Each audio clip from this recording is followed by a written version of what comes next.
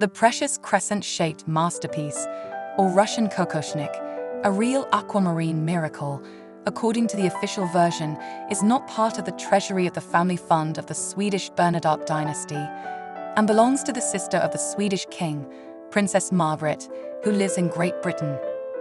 If you liked it, don't forget to give it a like, subscribe to the Jewelry Stories channel, and click on the bell not to miss new videos.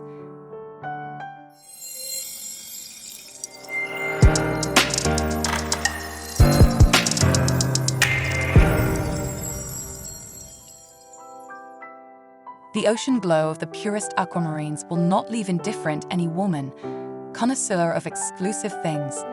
Looking at the old photos of the first ladies of Sweden, I involuntarily admire the exquisite beauty of huge stones. They are encased in elegant diamond lattices of fine, painstaking work of a master.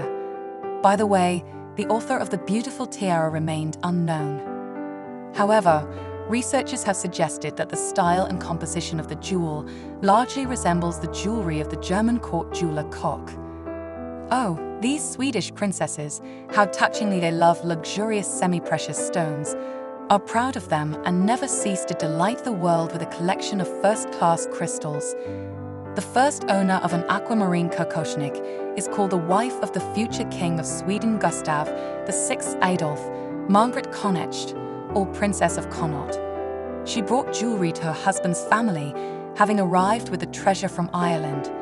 Most likely, the owner of the tiara was never pictured with the marvelous piece of jewelry on her head. Margaret bore her husband 5 children and was pregnant with her 6th child when she died suddenly in 1920. The collection of her favorite jewels was divided among the children, and the tiara kokoshnik went to the eldest son of the deceased princess, Gustav Adolf, the future king.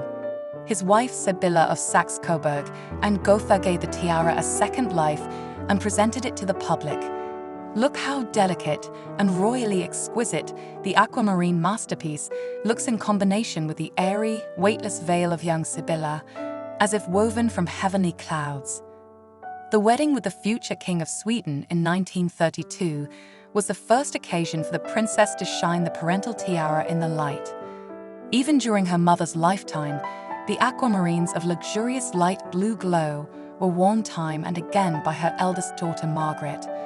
Although Sibylla herself was so reverent about the tiara that she wore it until the end of her days, including after the terrible event, the untimely death of her husband in an airplane crash in 1947.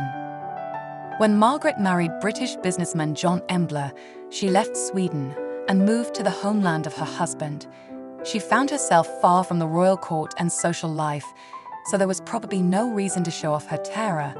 It is during this period that traces of the aquamarine jewel are temporarily lost. And as you might have guessed, rumors immediately began to circulate that Margaret had sold the tiara into the wrong hands. The rumor didn't die down until the jewel was once again famous, and as it turned out, the Swedish aristocrat still kept the family jewel for herself and her daughter, which, by the way, named in honor of her grandmother, Sibylla. Back in 1998, the happy bride Sibylla Embler decorated her wedding image with the famous kokoshnik. Then there was that long break, which gave rise to rumors about the sale of the jewel. And now, Margaret surprised the public again when she appeared with royal grandeur in 2010 at the wedding of her niece, Crown Princess Victoria, in the missing tiara. Princesses Christina and Madeleine, members of the Bernadotte family, occasionally wear the unique headdress at ceremonial events. However, Christine assures that the tiara still belongs to Margaret, but is now stored in the treasury of the family foundation, from where the owner takes it on occasion, occasionally disrupting the flow of his measured British life. I think that the royal women's careful love for the famous aquamarines will allow the precious masterpiece to continue to be preserved for posterity. It is a pity that this did not happen in Russia, when the lion's share of the Tsar's treasures was barbarously looted and sold in the post-revolutionary period. And since then, there has been no such an integral dynastic collection as in the small Swedish state. If you liked it, don't forget to give it a like, subscribe to the Jewelry Stories channel, and click on the bell not to miss new videos.